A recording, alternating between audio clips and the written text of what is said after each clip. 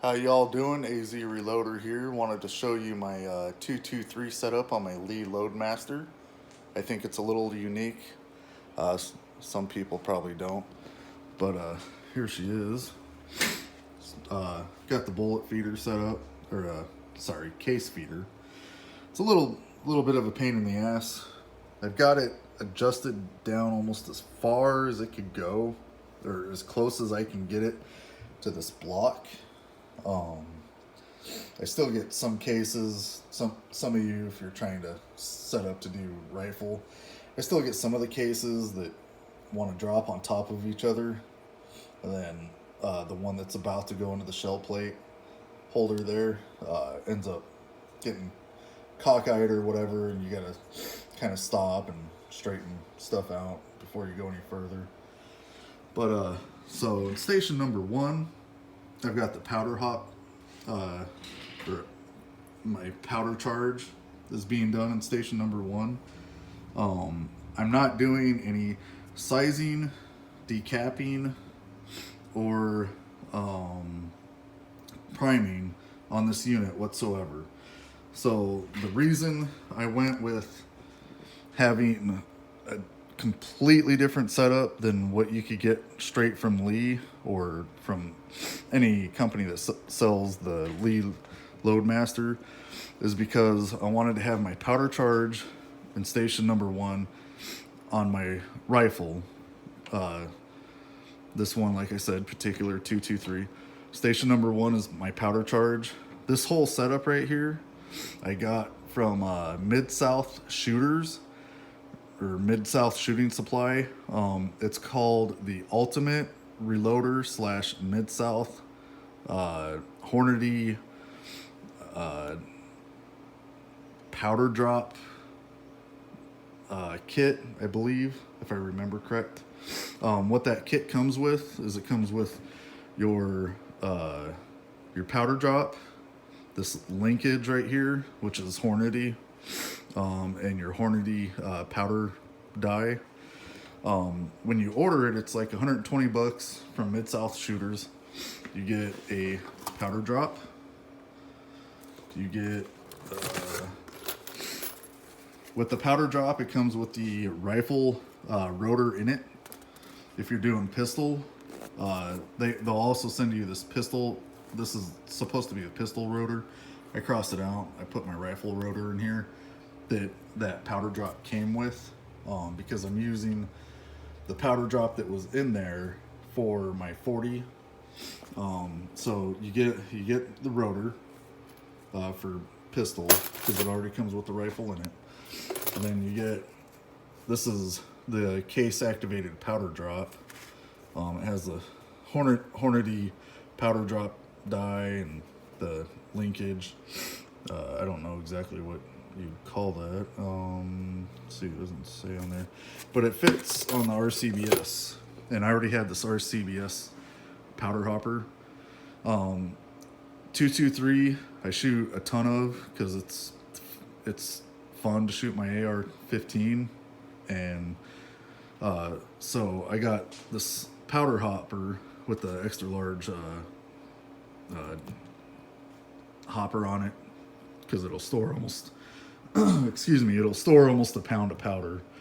And then station number 1 is powder charge. Station 2 is powder check die. That's my Rcbs powder check die.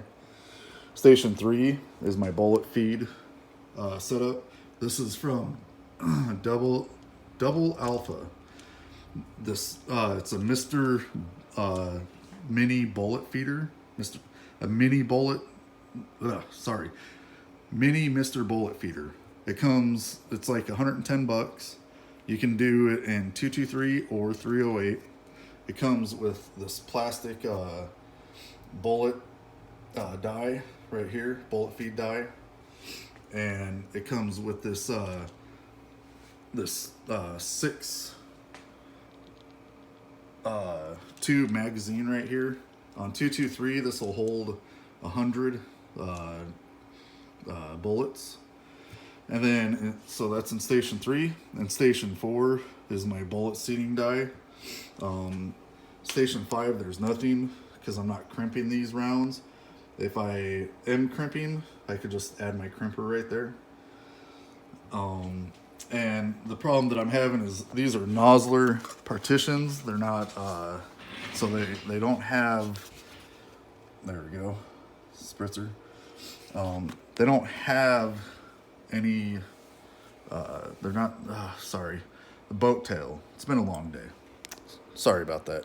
Stuttering all over. They're not boat tail, so they're not staying seated. I have it set up to where it's semi-seated. They're supposed to semi-seat into the shell casing here, but they're not staying seated in there because, like I said, it's not a boat tail. So it's having a little bit of a hard time. Oh, there we go. So I'll show you, do a couple here. Show you, like a drunk guy, huh? Show you how I do this. And grab that bullet that dropped. So, like I explained, I have to hold the bullet in there. No big deal. So just hold it in there. This one's probably gonna drop out because every single one of them have. So I'm on camera, so be surprised.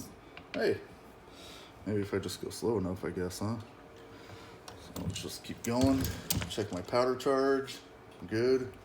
Let's putting the bullet into the case. Oh, that one fell out. Okay. One round done. Hold that up in there. And I didn't feed a case because I wasn't paying attention and turned my magazine. So I'll do that right now. Oh, there goes that bolt. Hey, at least I got one on camera that stayed. So there we go, put that in there. One thing I'll show you here in a second that I've kind of figured out that I had to do to aid the slide on the case feeder. I'll show you here in a second after we do one more.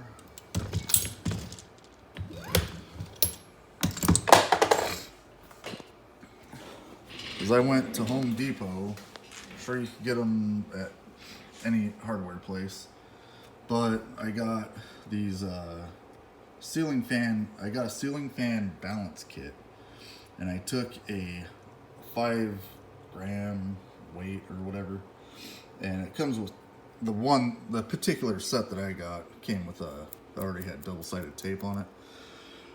I stuck it on here. I don't know how well it's gonna keep working. Right now it seems to be working, but you do have an issue as long as this is pretty loose and moves freely up and down this rod right here. The cases seem to feed fine for the most part. Sometimes it doesn't want to, so I threw this 5 gram weight on there, hoping that that'll assist in making sure that it shoves that shell into the shell plate. If not, I've got another one here. I'll just keep stacking them on there. It's got to be a simple way to, or a better way to make this work. I would think that Lee would have come up with some kind of improvement.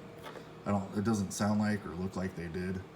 One thing I did do, I don't know if it exactly helped, is I took some 1500 grit sandpaper and I more or less polished the top of this with that.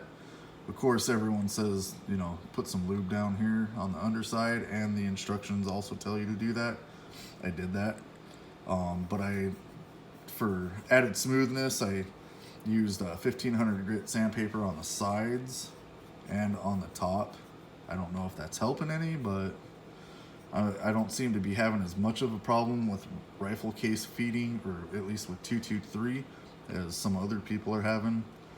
Maybe it's just dumb luck, but that's my setup. Right here, you can probably see in the background, that's my setup for 40. I'll do a video on that later. But I just wanted to show you how I'm doing that with 223. I'm super stoked that I got a Lee loadmaster. I've been wanting to do progressive for a while, and finally got enough money to buy me a whole setup. Till next time, happy shooting.